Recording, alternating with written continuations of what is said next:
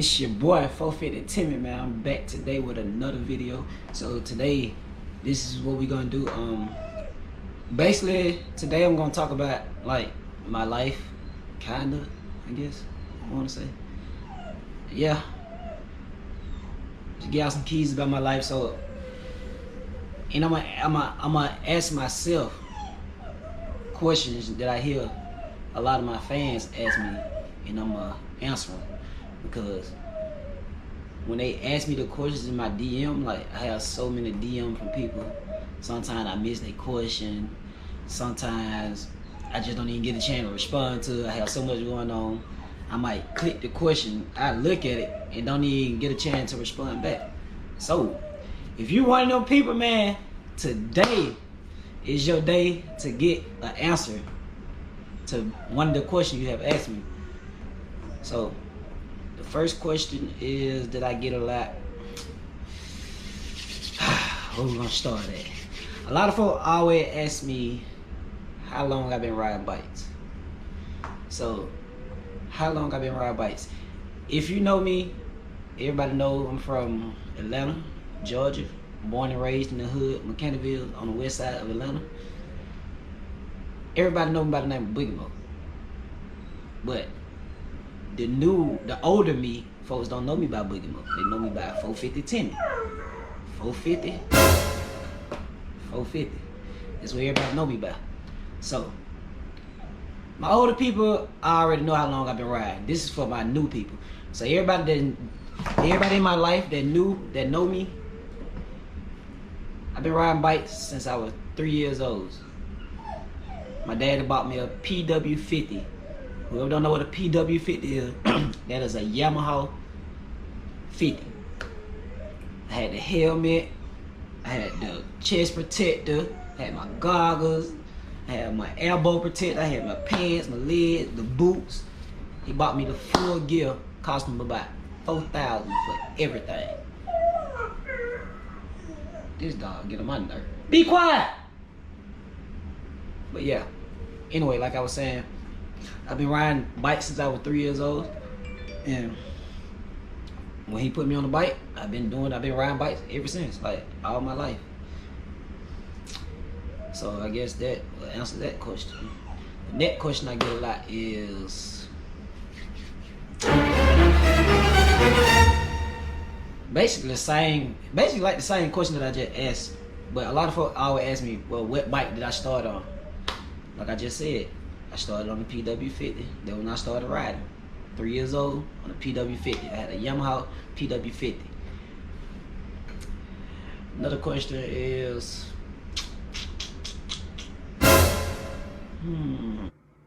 Boy, if you don't. Another question a lot of folks ask me is, what bike did I learn how to wheel on? Now, the bike that I actually learned how to wheel on was a YZ85. Shouts out to my boy Polo, man. Polo brought the YZ85 over there to the house. Had the YZ85, the KX85, had the Banshee in the garage, had every bike it was. Had my boy Zay, 450 in the garage. I mean, not the 450, he had the Honda, the 250 then, he didn't have the 450. But yeah, I started my first wheelies on a YZ85. Lit. I'm to my every day I come outside. I like put the bike in first gear, and I let one leg hang off. I let my left leg hang off, and I have my right foot on the bike, on the foot pad, and on the brakes. And every day I come outside, every morning I just on the 85, I go up there, lift it up, press the brakes, pop the clutch, lift it up, press the brake, trying to get myself comfortable with using the brakes. So that's what I was doing. That's how I taught myself, like how to wheel it. Nobody never taught me how to wheel it. I got in the lab myself. So if anybody in bike life say, oh yeah, I taught him how to do this. No, they didn't. Stop the cap. They lying. Please don't listen to them. Ain't nobody taught Timmy how to do nothing. Only person that really taught me like something major in bike life, and that was my boy KTM Felix, man. Shouts out to KTM Felix, man. My boy he showed me how to scrape the back film on the bike, man. Felix got me right at Welcome All Park, man. I had the 250 KX. Shouts out to my boy Feely. Feely like, man, you just gotta go on back there. I was so scared, bro. I like, nah, boy, it got a crazy feeling in my stomach. So I like, one day, we went to Welcome Park. It was a crowd of people out there. Quill come down through there. Mike, everybody. I'm talking about everybody turned. Welcome Park lit. So I'm like, hell, man. These niggas ain't finna keep scraping in front of my face like this. Quill come down through there, straight touching the ground, one hand. I'm like, hell, okay. I gotta up my swag some more. So people like, hell, look, just pop the bike up. When you do it, just ease on back there. He like, just ease on back there. So I'm like, cool. I did it. I eased back there. I thought I scraped, but I didn't. I was too far back. Feel like I scraped. I was scared. So he like, you got this much more. He like, yeah, this much more. Go. He like, just keep trying. Just keep going back. I'm like, all right, Phil. So I do it again. I'm like, yeah. Did I do it? He like, nope. Still ain't do it. He like, you gotta keep going. Sorry, that's scam like you calling my phone. Please don't call my phone. Anyway, like I was saying, Phil like, hey, you got a little bit more. Just keep going. Like, he like, don't get scared. Just have a nice coast and just let the bike roll on back there. Just let it straight. So I say, okay, I follow. I'm finna do it this time. So I did it. The bike was just cruising.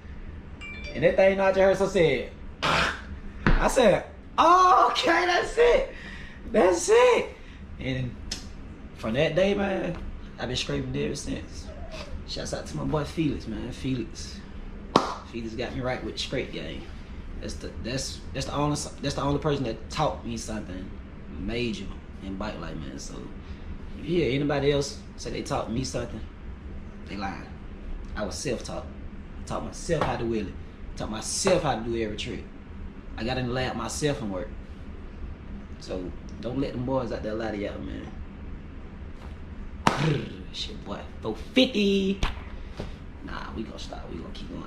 Okay. The next question is what a lot of folks ask me. A lot of folks ask me what bike should I think they start on to pop a wheelie. Me, I learned on the YZ85, but that was because I already was riding bikes and I like knew about 2-strokes and 4-stroke. But as of now, if you new and you trying to learn how to pop a wheelie, I would say get on a 150 4-stroke. I would say get a CRF 150. That's a good starter bike to learn how to pop a wheel on. It hit, but it's little and it got the power. You want to have some power, but just not too much power. Like, you don't want to start wheeling on no 250 or no 450. Who want to do that? Nobody. So yeah, I would say start off on a 150. CRF 150. That's my opinion. Next question is, a lot of folks always ask me what gear do I wheel in my bike in? And that's the type question when I see, I never really answer that question because like, I can't really tell you. I can wheel it in any gear. I can wheel it in first, second, third, fourth, fifth. If it had a reverse, I can wheel it reverse. Nah, I was just playing.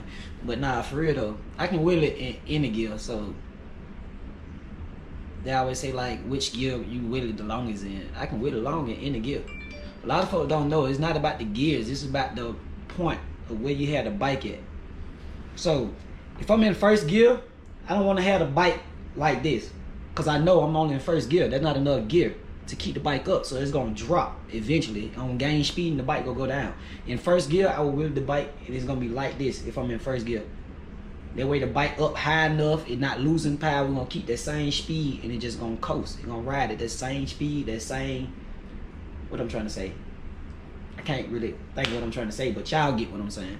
It's gonna stay at that same like height in the air. First gear, any gear. So I guess that answers y'all question. I can wheel it in any gear.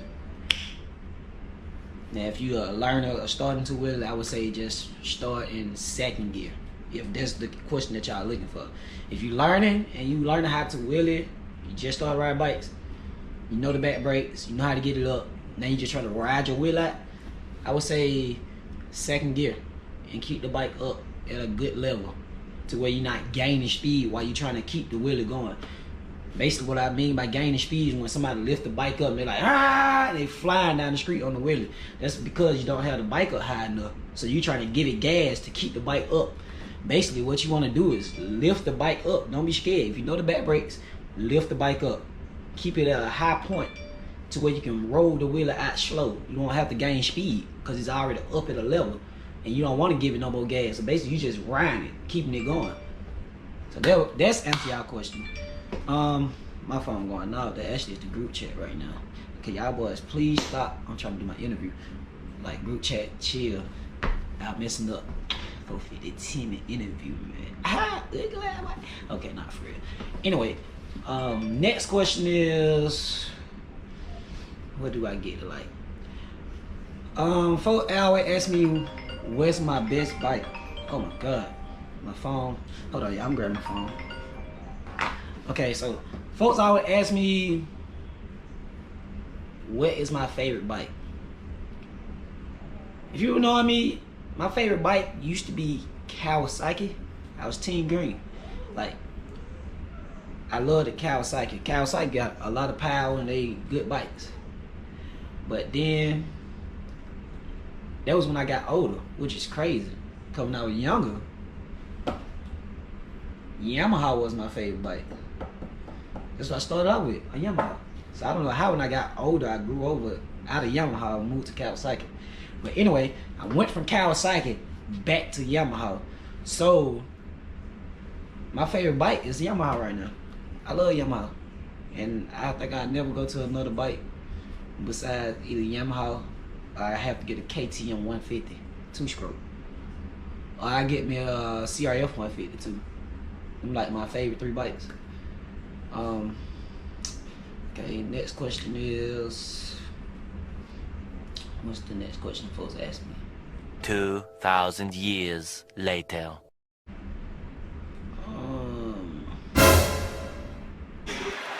Nigga!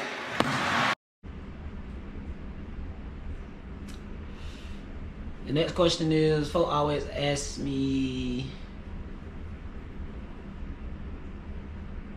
how long did it take me to learn how to pop a wheelie? I'm not gonna lie, it took me a good 2 months. When I first started, I had the 250. When I first got good at wheeling, I was already wheeling then, but when I first got good, I was learning down there at Hot House. Every day I'm at Hot House. Every morning I'm at Hot House at the dead end. If you Bikelife and you know about Bikelife and you ride in Atlanta, everybody know Hot House was the spot to go to. Hot had the tools. Hot had every part you needed when your bike broke in the pack. Hot was on fix your bike soon it break. And if it was on Sunday, he was gonna charge you at the max. Hot is hot. Hot is high. That's what I meant to say. Not hot, but hot is high on any Sunday. If you know Hot, don't go ask him to work fix nothing on Sunday. Because he gonna get in your pocket. He want an arm and a leg on Sunday. But anyway, like I was saying, I had the 250. It was when I was first getting good on the wheelie. Every day I'm at Hot House, flying up and down the street on the wheelie. Standing up on the seat. All day I'm standing up on the seat though. No brakes. Hot like, man, that boy there gonna be nice. He like, that boy there he gonna turn out to be nice. Why would I tell y'all? I say about 2 months later, oh my God, I was in my bag. I'm talking about, I had anything y'all think of, you can pull out the bag when it comes to these bikes. I was doing everything, standing on the seat, jumping to the side, that side, touching the ground, no hand. God, please take the wheel. I was doing all that, you feel me? Like, I turned up so fast in like 2 months. It took me about 2 months. Next question is,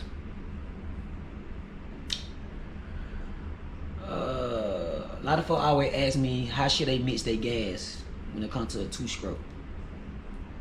I don't ride 2-strokes, but I do know about 2-strokes because I used to have a 2-stroke.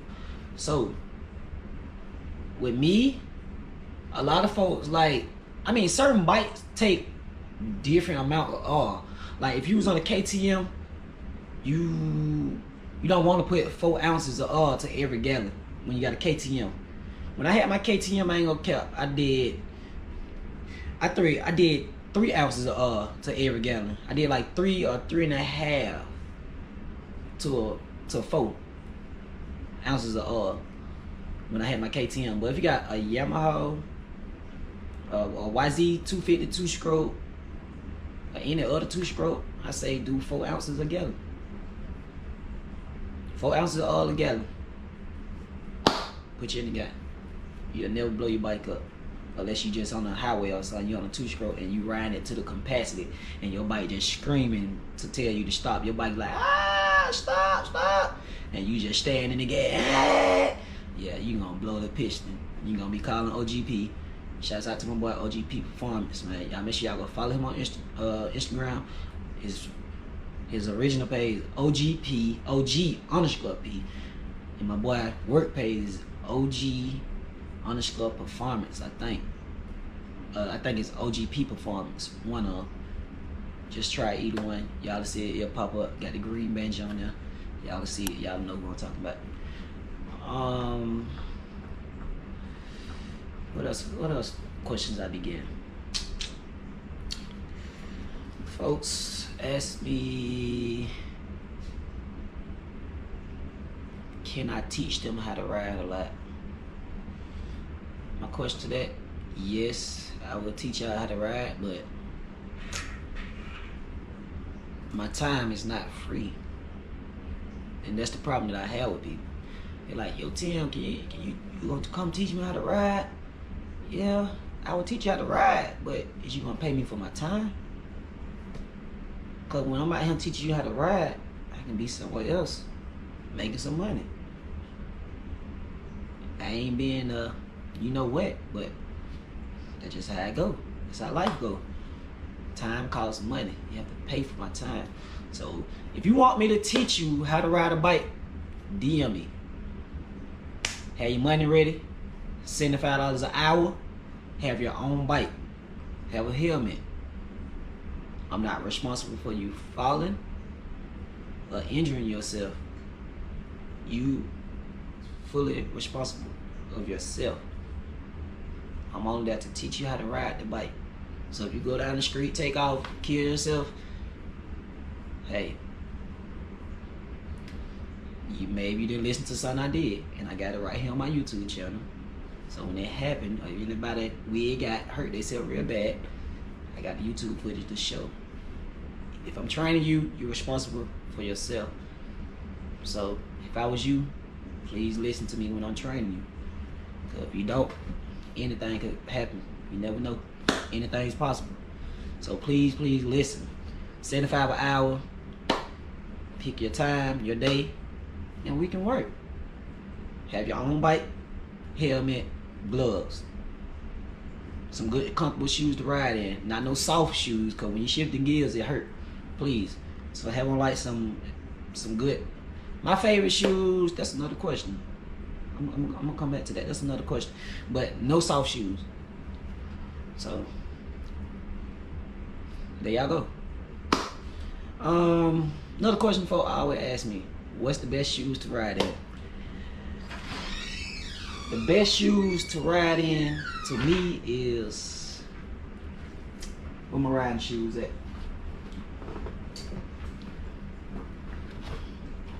Air Force Ones. Y'all see, I don't know what I was doing, but I tried to design my shoe. Got the YZ, say 450 right there. Then they got the 450 Timmy. I'm just 450 everything. Why is he so nosy? He wanna come get in my interview. But yeah. What? Air Force One is the favorite shoes.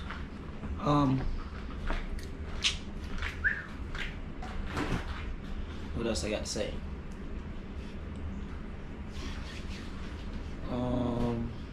What's another question folks be asking me, man, about bikes? Oh, how often do I change my oil? Me, I like to change my oil. You suppose, if y'all really want to know, you really supposed to do an oil change on your bike. If we street riding, know what just happened to my camera is overheated. So the question that I was saying was about the oil. If you Bikelife, I say you should do the oil change every month of riding your bike, because we ride a lot, so we should do it like every month. But if y'all want to get technical, you're really supposed to do an oil change every week of riding your bike. The motocross racer, supercar racer, whatever you want to call them, they do an oil change after every race. Every big event, every race they do an oil change right after. So they basically change they oil kind of like every week, I want to say. Every week they do an oil change. Keep your maintenance up on your bike, man. Just make sure you got oil filter, new oil filters. A lot of folks just change their oil and they forget about the filter. Yes, these bikes have oil filter. Change your oil filter. Make sure you got good antifreezing. And we all know, keep gas in them bikes, man. Make sure your tire pressure straight in them bikes, cause it get hard out there in the street sometimes. If you ride street, it get hard out there. And right now in Atlanta, the Georgia State Patrol is tripping. But I haven't been on my bike, so we ain't got to worry about that. Now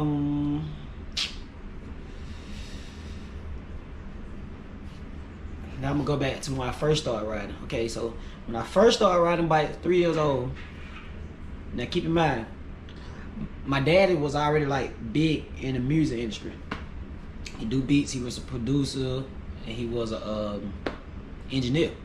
So he was like big in the music industry back then. Had the Stepdaddy song out, he recorded the song, and it was his beat, all that. He done did songs, music for everybody. Like, if y'all really know my family or my daddy, a lot of folks look at me kind of different. Like, everybody done been at my house. Before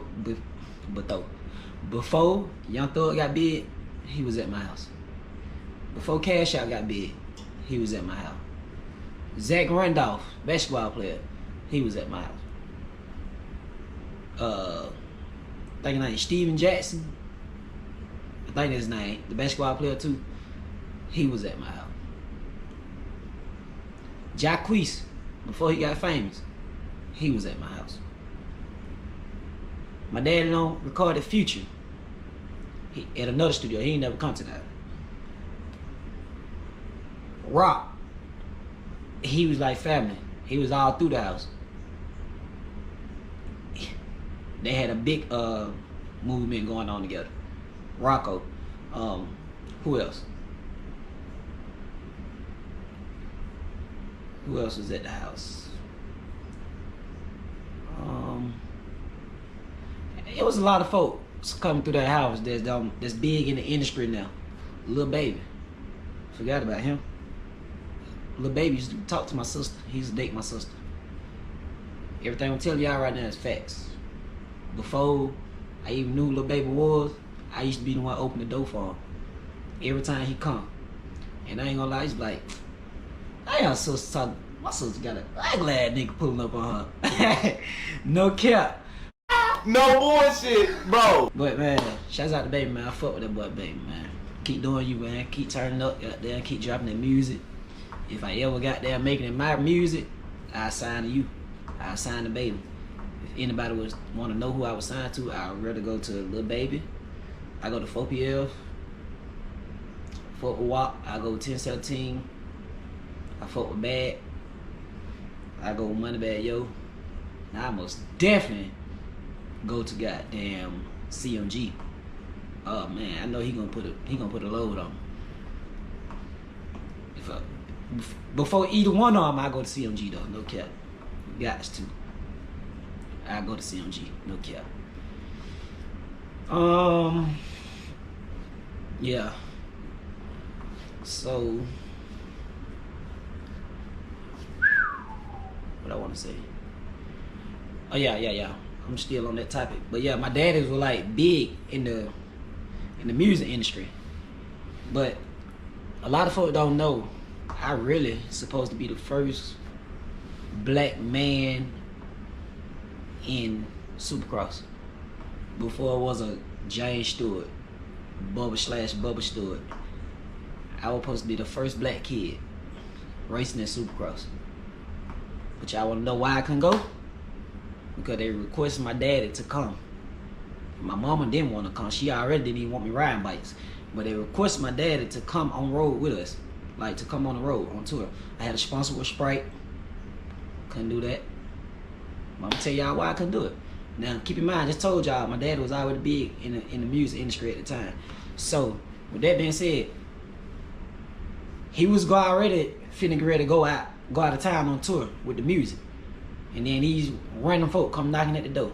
Like, yo, we want to sponsor your son, this and that. Now this was Sprite. The actual drink, Sprite, who owned the drink. Yes, they was knocking at the door. They was trying to come sign me, put me in the motocross. Now, that same day they came, my dad was already packing up his stuff, getting ready to hit the road. They was going out on tour. So they like either they was like, we need you to come on the road with him because he's too young. Keep in mind, I'm like 4 years old, like 4, 5 at the time. Like 3, I think I was like 4 then. Like 4 or 5, one of them. But anyway, they was trying to get him to come right then and there. Like, told it, like, pack up, come on, let's go. We finna hit the road. He couldn't do it. He was already, had something going on with the music industry. And with that being said, I don't know what happened. He couldn't find nobody else to travel with me. They ain't want nobody else to come. They were trying to get him to come. Messed that up for me. So that's what happened with that. But shouts out to James Stewart, man. I look up to you. You and your brother going crazy out there, man. Malcolm, I see you out there on that track. Keep going crazy. But yeah, that's about it. That's about all I wanted to tell y'all. 450 Timmy from Atlanta, Georgia. Born in Mechanicsville, raised in Mechanicsville, west side of Atlanta. I've been riding bikes. So for you police that's out here thinking it's just something new that people is doing, it's not nothing new. Like, this started from my childhood. I'm grown now. I'm 24 years old. I still ride bikes. And y'all out there trying to kill people. That's why I don't ride my bike. I got 2 kids I gotta live for. I'm not gonna let y'all. Some camera issues right now. My camera keep overheating, so now I just put my phone up. But yeah, like I was saying, I'm 24 now. Like, got 2 kids. Georgia State Patrol out there trying to kill people. That's why I haven't been on my bike. Before I let them kill me, I will let Georgia State Patrol have that. Y'all good on my end. Y'all got it. You ain't gotta worry about seeing me out there. Y'all got it, Georgia State Patrol. Yes, y'all do. I will let y'all have that. Do I want smoke? No, I don't. No, I don't want no smoke, Georgia State Patrol. But yeah, I guess I end this video right there, man. Y'all folk, don't forget, like, comment, subscribe. Please follow my Instagram at 450Timmy. Share my YouTube channel. Share my videos. I appreciate every subscriber, my old and new subscribers. I will start doing giveaways. Actually, I will do my first giveaway if y'all get this video right here to 500 likes, man. If this video 500 likes, I'll do my first giveaway. I don't know what it gonna be, but come on, 450Timmy. It's not gonna be nothing cheap. It's gonna be something good quality, whatever. It might be anything. Just 500 likes, and thanks. And I love each and everybody.